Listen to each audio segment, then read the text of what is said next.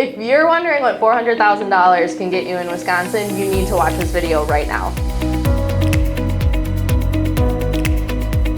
Well, so what markets are we talking here? Franklin, Oak Creek, Greendale, Kenosha, Waukesha, Brookfield, and like downtown Milwaukee. So Franklin, the median list price is actually $460,000. So at $400,000, you're actually under where the market is at right now. So getting a home in Franklin for $400,000 is pretty tricky right now. Yeah, I think the flip side of that is the amenities that you get in Franklin, right? So and the other part of this conversation is if you have kids, you got to think about school districts and all that. Yeah. But let's set that aside for now because that's something you got to think about regardless of, you know, how much money you have. Right. So Franklin, you're getting something a little bit below market average, but you're in presumably a good area with a lot of amenities and up and coming area. I mean, it's kind of already up and came, but it's still getting built up. Still growing. Yeah.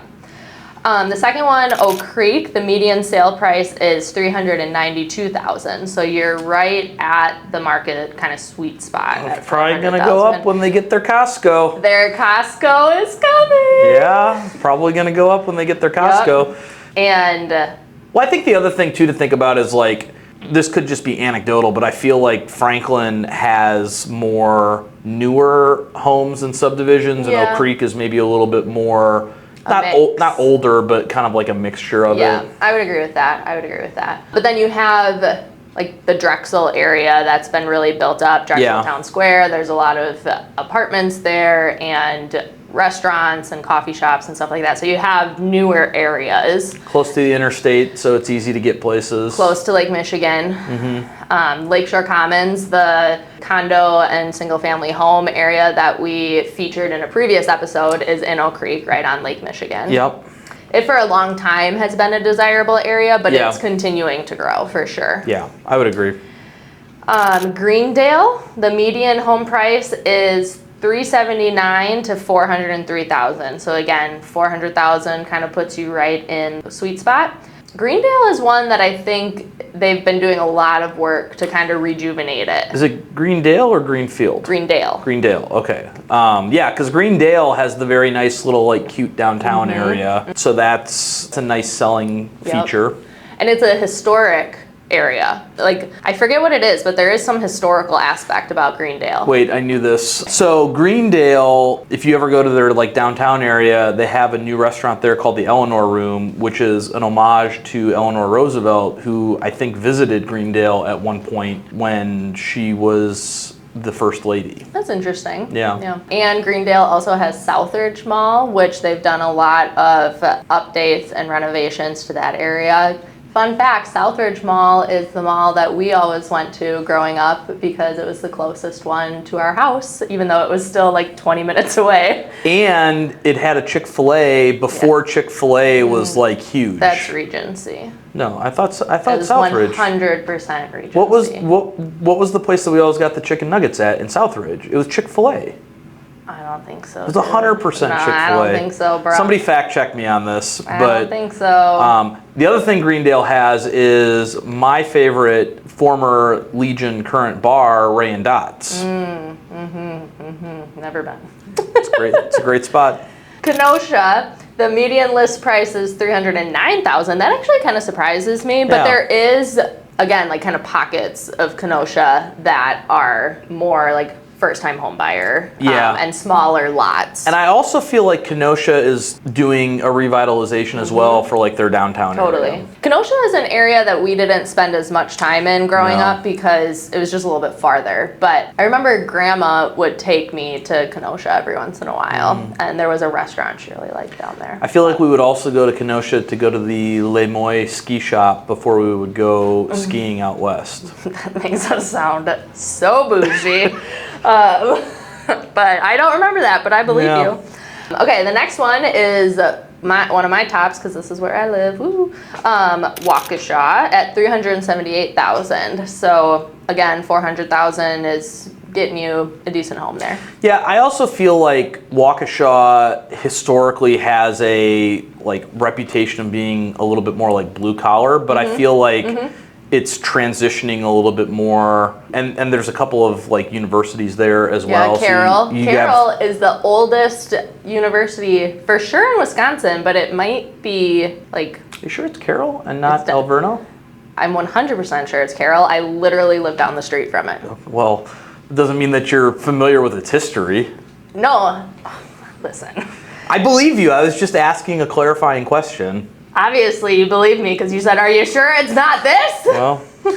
Okay. Carroll University is a private, nonprofit liberal arts university in Waukesha, Wisconsin, and is the state's first four-year institution of higher learning, founded in 1846. Yeah, I said I believed you. Yeah, but clearly you didn't. So I fact-checked myself. So anyway, Carroll is a beautiful campus, by the way. Yeah, it's really nice. But yes, I agree. I'm sensing a trend. A lot of Wisconsin areas are going through a revitalization in the last few years. Yeah. In southeastern Wisconsin. Yeah.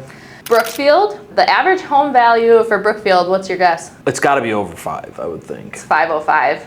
Yeah. So 400 in Brookfield is a rare find. Scoop that bad boy up. Yeah, you can get something for 400 in Brookfield.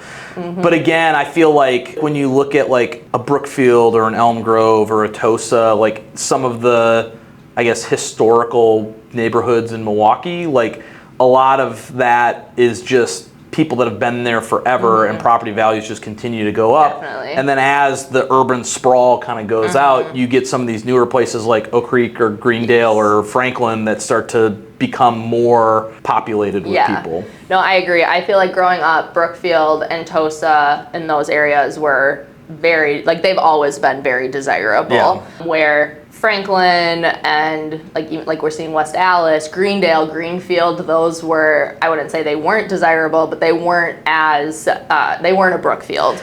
I personally think if I was going to try to buy a home for $400,000, I would look at Stallis. Because you stole mine. That's what I was going to say. I think that Stallis in the next... Which is West Allis, for West those Allis. who might not know the lingo. I think that Stallis in the next 5 to 7 years is going to explode because there's so many little pockets where they've got these really neat bars, restaurants, mixed use area. And they've been adding a lot more like restaurants to West Dallas. Yeah. It used to be, it still is. A lot of people call it the dirty Dallas, just so you know. But I totally agree. It's very close to State Fair Park and the interstate. So convenience-wise, and like the Pettit Center, downtown Milwaukee, you're close to Waukesha. Yeah. You just have a lot, location-wise, you have a lot going on. It's still in Milwaukee County, right? Yeah. Yeah. I think that's the only reason that I would look at something like a Kenosha or a Waukesha is to get out of Milwaukee County, right? Taxes. Because you've got some tax implications there. No, I agree. West Dallas was gonna be my first one for what I would buy, but I think my second one would probably be Oak Creek. I think Oak Creek has been pretty consistent in terms of people wanting to live there, and they have also done a lot of work. Like I really like the Drexel Town Square area. I really like being close to Lake Michigan. Again, you're really close to the interstate, and you're gonna have a Costco in your backyard pretty soon. I mean, what more do you want? Well, I think anytime you have lakefront or lake adjacent availability, like that's always going to be valuable. You're never going to come to a point in time where people are like, I actually don't like being by the water anymore. So regardless of kind of unless like the water becomes like contaminated. Or unless we have like then we have bigger problems. Massive rising sea levels, then we've got big problems. But so you're always going to have that allure to places like, even like you look at like a South Milwaukee, which historically again has been kind of like a blue collar area. But I think that, you know, you're getting South Milwaukee, Cudahy, like all those areas are gonna, I think, continue to be desirable just because of their proximity to water. Yeah, I agree. If you agree or disagree, or you have another market that you think would be a good market for an investment, leave a comment below, let us know what you think. Thank you so much for watching. Be sure to follow along and subscribe to our YouTube channel for more fun conversations like this.